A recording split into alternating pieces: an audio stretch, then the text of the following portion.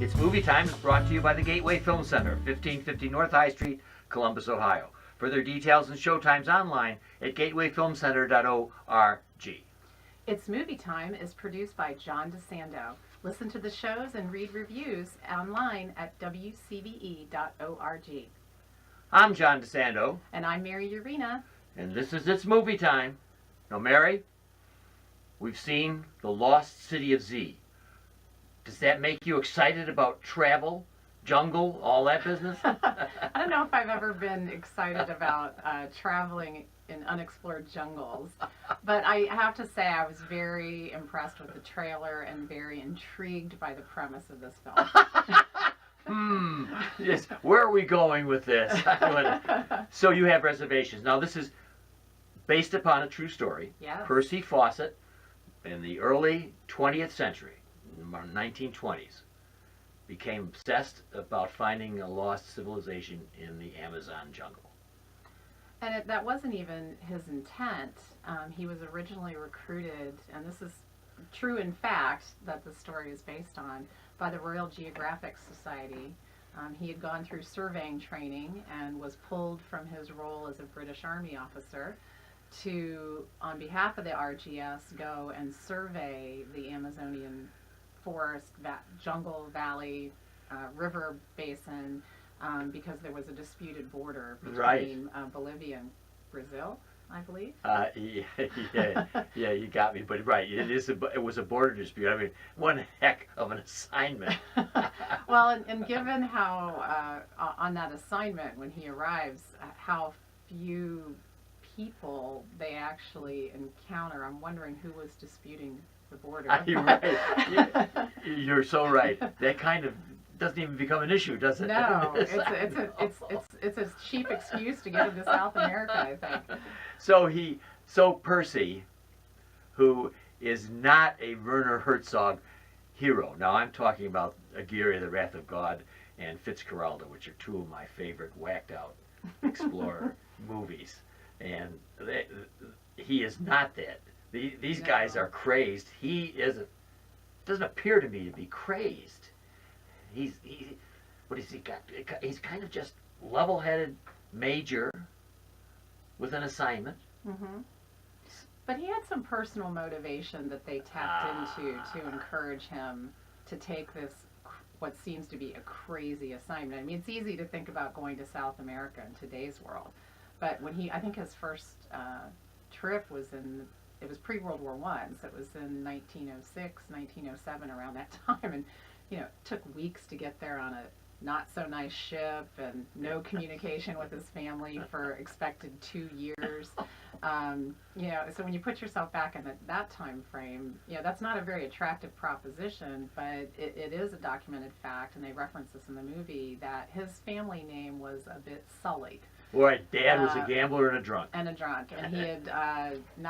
he had frittered away the family fortunes, and also left a poor attachment to the family name in his wake. And so that was somewhat of the little carrot, if you will, to encourage Fawcett to take this assignment to restore the family honor. Yeah, and that's a great point, because in the end, I'm never certain exactly why he goes through all of this. That's one concrete reason to burnish the family name. But beyond that, I mean, he has a lovely wife and 3 kids eventually. Yeah. And this guy leaves them for years. You just sit there and you say, and she's a great character, I thought. I mean, she's an early feminist. Very strong woman, and at one point even tries to convince her husband that, why isn't she going on these adventures with him? Yes. So unfortunately she fails, but fortunately for her children, she was still at home with them.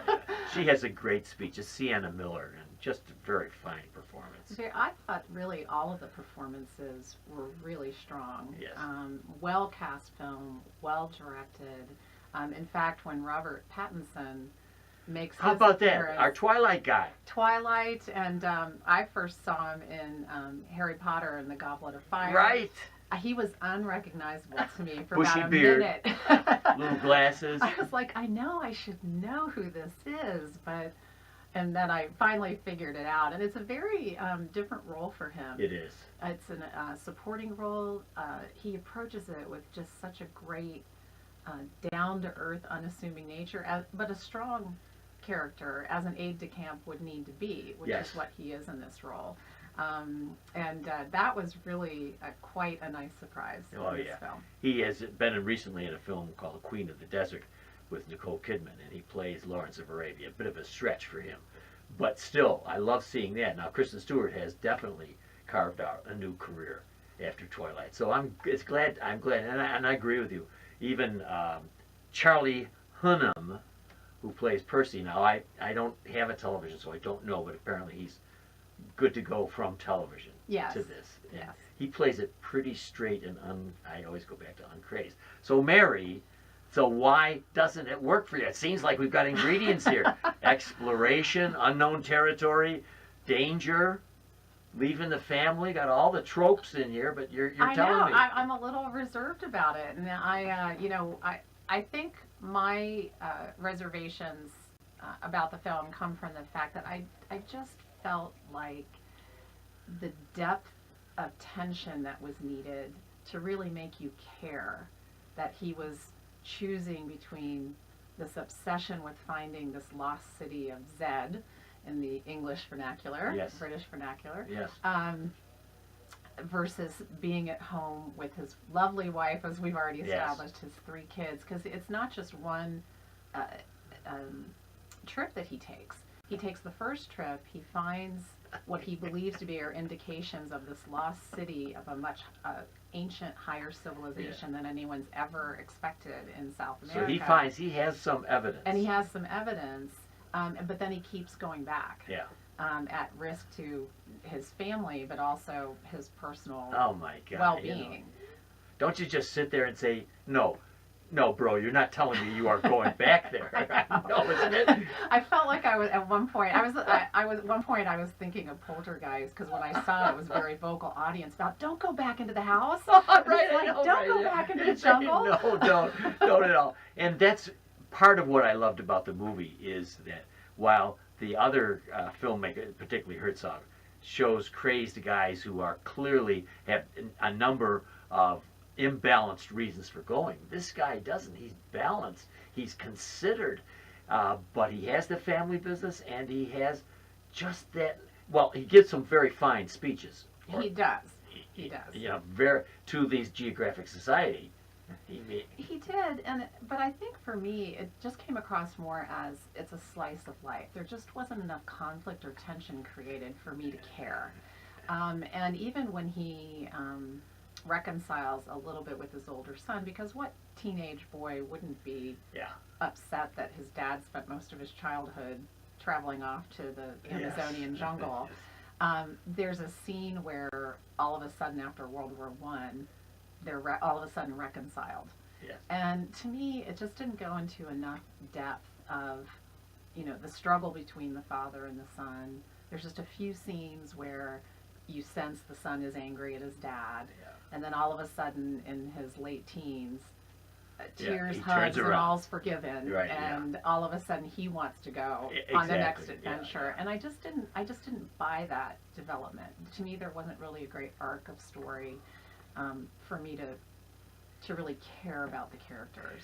And that's got to be difficult given the span of years to be able to do that. But I'm with you. I think there are an awful lot of critics who will complain that there, and particularly I'm thinking of Owen Gleiberman from Variety, where they will complain that there's nothing big that happens. Now, isn't this big? Yeah, it's big, but nothing big in the dramatic sense.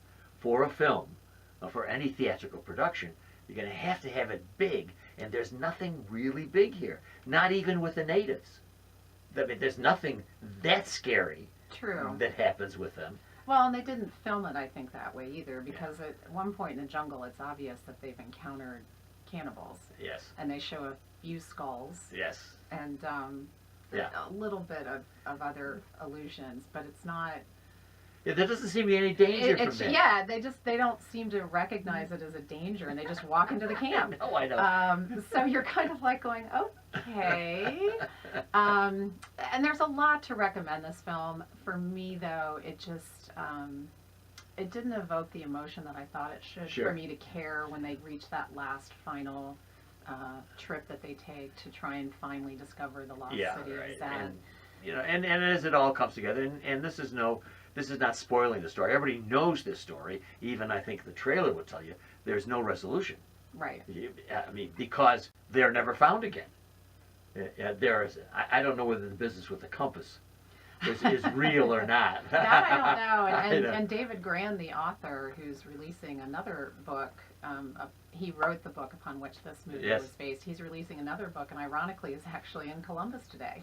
Oh, to all right. speak on Yeah, that book at good. the Thurber House. That's right. He is Evening going with to come. Authors. He is coming to Thurber's.